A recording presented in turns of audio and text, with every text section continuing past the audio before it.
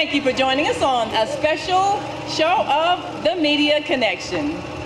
We are taping here at an historic event, the Soulful Chicago Book Fair. And this has been a fantastic opportunity to meet some wonderful authors. We featured many of them on our Female Solution radio show all week long, and we really need to hear from those who have put their wisdom on paper. So this fair, the first of what we are expecting is going to be an annual event, features authors from all across the country who have come with their books in all kinds of categories, from fiction to nonfiction to children's books, self-help books, history books. And today we're going to talk to two men who have dealt with a very serious issue, and that's books on relationships. We know that the relationship between men and women, husbands and wives, lovers, friends, those who create families, that is the foundation of everything in our society. And if we can get that right, we can fix every social problem we have. So today, we're going to hear a male perspective that many of you sisters need to understand. Because we make a lot of mistakes simply because we don't understand who we are and what we could do really to solve the problem. Now, I'm not bashing women, but this is definitely not a show to bash men, because we are partners in this situation. And so women, sometimes we need to just be quiet and listen. So today, I have some wonderful gentlemen who have put their wisdom in a book. First, we have Eddie Rogers, author of the book, Relationship Starts with Relate. Thank you, thank you. And then we have Dr. Obari Cartman, and he's author of the book, Ladies' Man. So we're going to have an opportunity to hear some things that, my sisters, it might be a little hard to hear, but I want you to listen and absorb what they're saying, because if we can understand what we do that affects this situation, we can understand what we need to do to fix it. So I want to thank both of you all for joining us today on this special taping of The Media Connection. Thank you. Now, I got a question I'm going to ask both of you, because this is something that we talk about all the time on our radio show, The Female Solution. Do you think that men are turning away from the institution of marriage more so than perhaps 20 years ago, a generation ago? And if so, why? Let's start with you. Yes, they are. I actually wrote a quick essay on that when I got engaged, because I noticed how much emphasis and attention went to my fiance at the time, and I was like, what about me? And I realized it was a societal issue. Men are turning away from marriage for lots of reasons. It seems to be okay in a lot of circles to just treat women like they're disposable. So once you make the commitment to want to get married, you're going to get picked on, you're going to get talked about, you're going to get looked at as though you're about to miss out on everything else in the world, and all the other women out there. Also, like you said during the introduction, there's a lot of conflict between men and women in general. You know, thinking about some older generations and the music that was played and songs that were sung, and just the social habits, the atmosphere was different, and people looked forward to getting married, and it was a proud thing to have a wife. Somebody else besides yourself that said you was all that. And now it's, and pop culture has a lot to do with it. There's a lot of little one-liners and phrases that have diminished the value of a relationship. So yeah, men are turning away from marriage for all kinds of reasons, some of them personal, some of them financial, but a lot of it is just the climate around marriage. And particularly in this country, and that's the name of the essay that I wrote, The Taboo of Husbandry in America.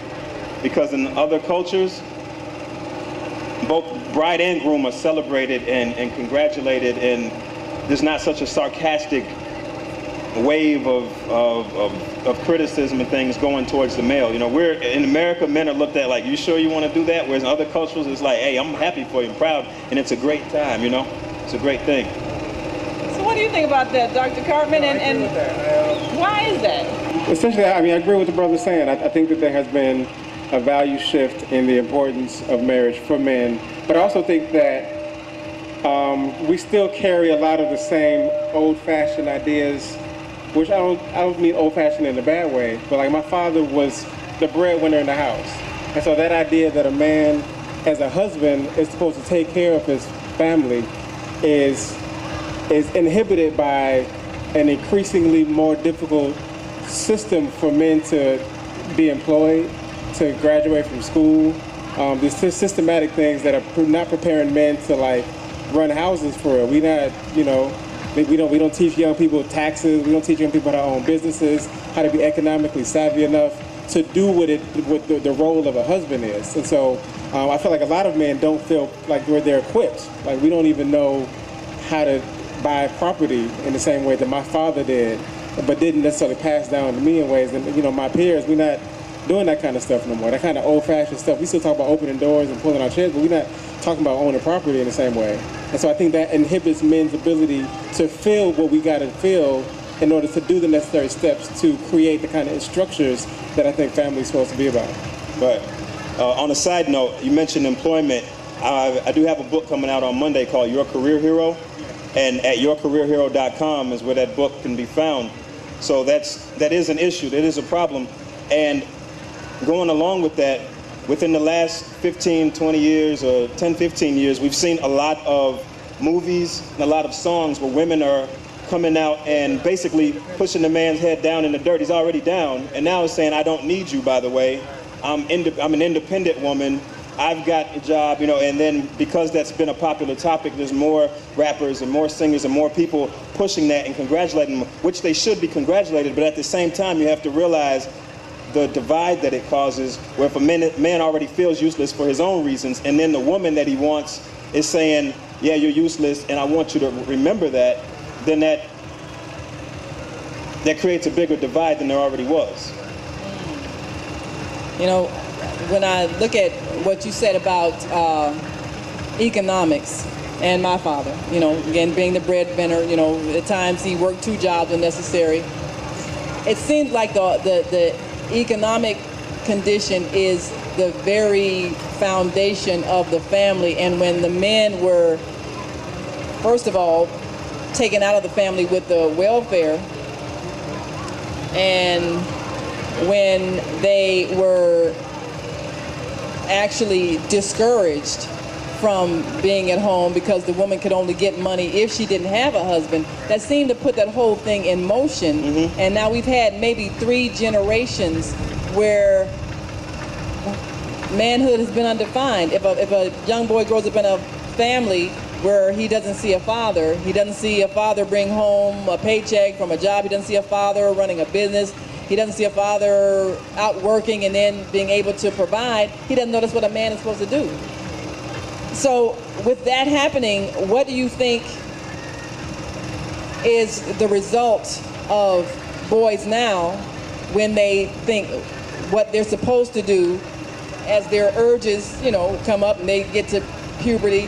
What is in their mind that they're supposed to do from that point regarding women? What do they think their role is? Just to have sex. You know, they're not looking at how to provide a foundation for her, how to help her, or how to even impress her beyond what they, you know, like those urges you're talking about, how to impress her beyond that. All they see is a target. They don't see somebody as a future partner. You know, you mentioned during the introduction to the audience that you want the women to listen to what they can do, or like you said, sometimes they need to be quiet and listen. I was thinking of when I heard Whitney Houston sing, "If I'm sleeping in Grand Central Station, it's okay. If you're sleeping with me." She took the economics out of it. There used to be songs like that. Now she also made a song on the other end where she was, you know, it was a pretty upset song, and I noticed that a lot of upset women songs got popular after that. But we used to hear, not just talking about songs, but in our households and in our friendships, we used to hear, there used to be even TV shows where the family didn't have anything. They were poor, but they had each other. Yeah, you know? good times. Good time. And if you had more money, then great. And if you didn't, it's not that it didn't matter, but it didn't matter more than having each other. Right. And so that's one thing that people have to get back in the habit of, is looking at the value of the person. Yeah. You know, and I keep mentioning music and songs because people like them because they sound good. And so the more you pay attention to something, the more it becomes a part of your life. Mm-hmm. And so I'm not trying to blame music or anything like that. I'm just saying that old adage about does life imitate art or vice versa, it goes both ways, but we deposit our life into our art, and then those things become permanent and we become settled on them. So whether you're looking at the chicken or the egg, either way, it's still poultry. You know, it's still, you still have to get back to just loving each other, and then if you get married, it says for better or for worse. Yeah. You know? And also to add what you said, so the question was, what do young men think they are supposed to do anyway?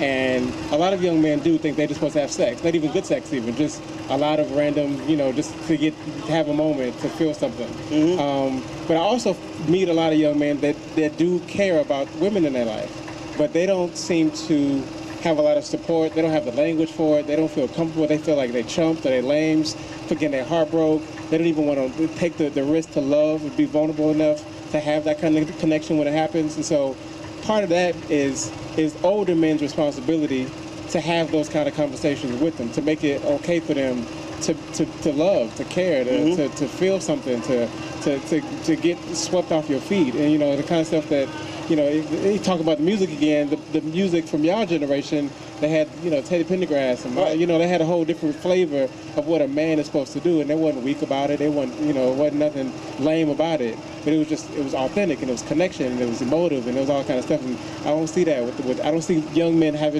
feeling that they have permission to feel that way, even when they're not just interested in sex. Well, I noticed that a lot of the songs now are not love songs, they're sex songs. Right. Mm-hmm. And then there is a big difference. Right. But then you also got like some sarcasm songs from women, like, you got to have a J-O-B if you want to be with me.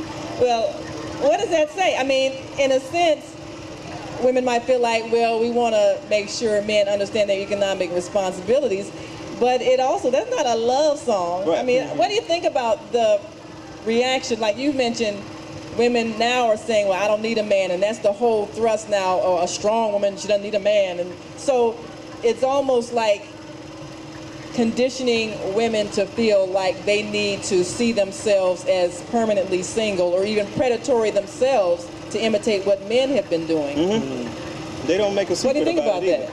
I think it's terrible because they're setting themselves up for heartbreak, for loneliness, for failure. There's so many people out there that want to live the single life and the Sex and the City life and all that, and it works for them for a while until they wake up one day and realize they don't have a good, strong relationship. My buddy told me about an older man who used to be a player. He was with all the women you can think of, and he got into his 60s, and he called up one of his buddies and said, man, I'm jealous of you. I said, jealous for what, man? We buddies. He said, because you have a family, your wife is at home and all that. He said, I still get women, but not like I used to. And so while you're at home with your family, relaxing and building a life, he said, I'm still opening my curtain, waiting on whoever to come over, and he's jealous.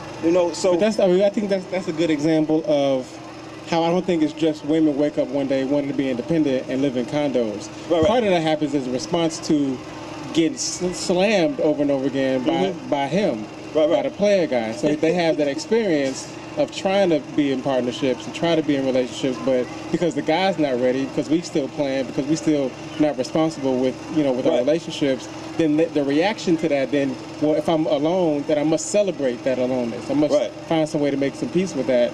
And that, that's men's responsibility to change that. Right, and then so that's a part two of what you said earlier as far as the economic situation and trying to find jobs and all that has been hard for men.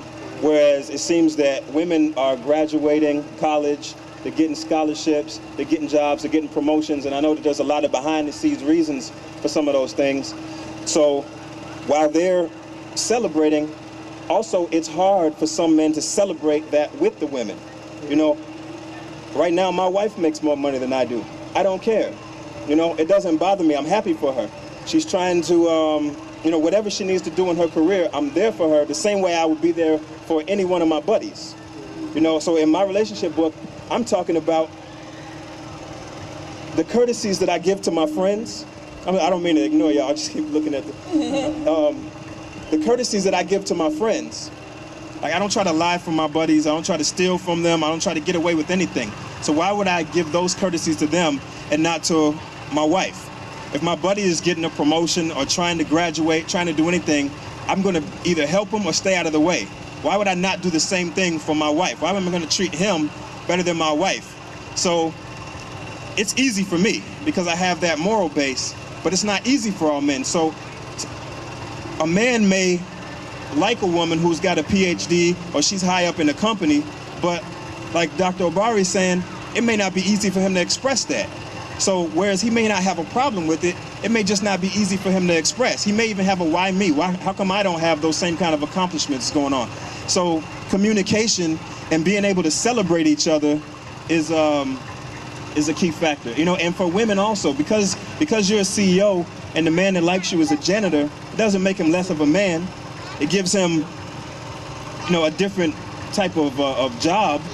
But what does that have to do with the kind of man that he is? Right. You know? Well, that's another thing. The values that we have been given as women, do they really make sense? And we're going to pause for a moment. So those who have some thoughts, we, of course, invite you to listen to our radio show every morning, 7 a.m. to 9 a.m. Central Standard Time, The Female Solution. And we have been talking about how we can get this situation together between men and women, because the reason why we've got this crime in the streets is because we have several generations of broken families and families that were never formed, and children that are seeking protection and self-worth in all the wrong places. And our broken families make us prey to people who want to take over our communities, whether it's having people lose their homes because they don't have fathers that bought homes or provide an economic foundation. They don't have sons that are legitimately earning money, and so they've gotten to the drug trade. So all of this, it comes down to the foundation between men and women. So we invite you to listen in every morning, Monday through Friday, 7 a.m. to 9 a.m., www.blogtalkradio.com/the-female-solution. So we want to continue to express the desire for our men and women to get back to the institution of marriage, because that is the economic foundation.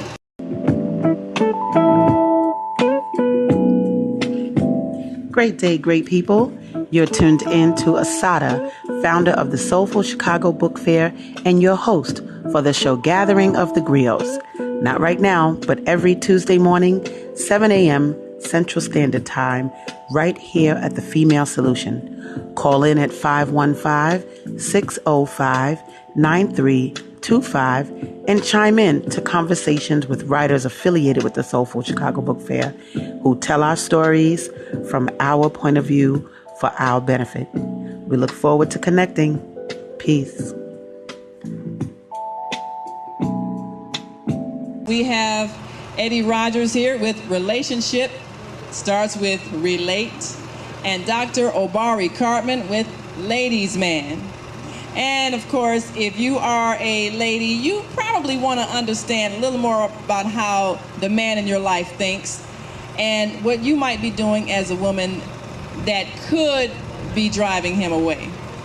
Well, let me ask you this question about that, because you know there are a lot of women that they are always bashing men, always saying, well, these men ain't nothing, these men don't do this, these men don't do that.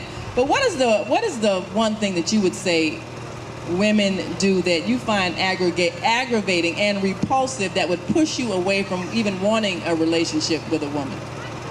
I don't really think there is anything. Oh, he says all the right things. I feel like the male bashing thing, like if it don't apply to me, it don't bother me. You know, all men are dogs kind of stuff. That don't bother me at all. I understand where it comes from, because I do think there's a lot of men that are doing dirt. And so I think women are hurt by it. I think that the thing that's really complicated, and I started with, there's a system that, we talk about broken families, and that wasn't a haphazard thing. Like our families were broken. Like some people, our enemy broke our families, right? And so I understand the systematic attack, injustices, and racism, and all that stuff is embedded in the system. But also, like, the woe is me kind of thing. I feel like men need to have more will too. So despite not having economics and the graduation, we still got to get back to real simple stuff, which is, being honest with sisters in our life, and being kind, and being tender, and being open and vulnerable, and spending time, and like prioritizing them, and that kind of stuff. It don't take a lot of money for that. You ain't gotta have no degree for that. Like, it's just basic human simple stuff, and we can't blame music for it. Like, and I think the music is a problem, right? I think the systems is a problem, but we still, as men, we the most powerful men on this planet, right? Can't nobody do nothing to us that we don't accept. All we gotta do is stand up. All we gotta do is decide to work together. All we gotta do is say, "Now, I've had enough of that." Right? We could change this thing in 1 minute. This book fair was just an idea in somebody's head at some point. We could imagine a whole community of whatever we wanted to create. We got a lot of the young activists that, like, they're protesting what they're against. We're against the police, and we're against, the Congress or whatever. Like, but what are we for? And if we for a family, we got to stand up and do that. We for having young men be honest and have good character. We got to do that. We got to show it. We got to teach it. And can't no white people do nothing against us if we decide to do that together. So, I feel like I don't do a lot of like what women should do. I don't women kind of got to do what they got to do.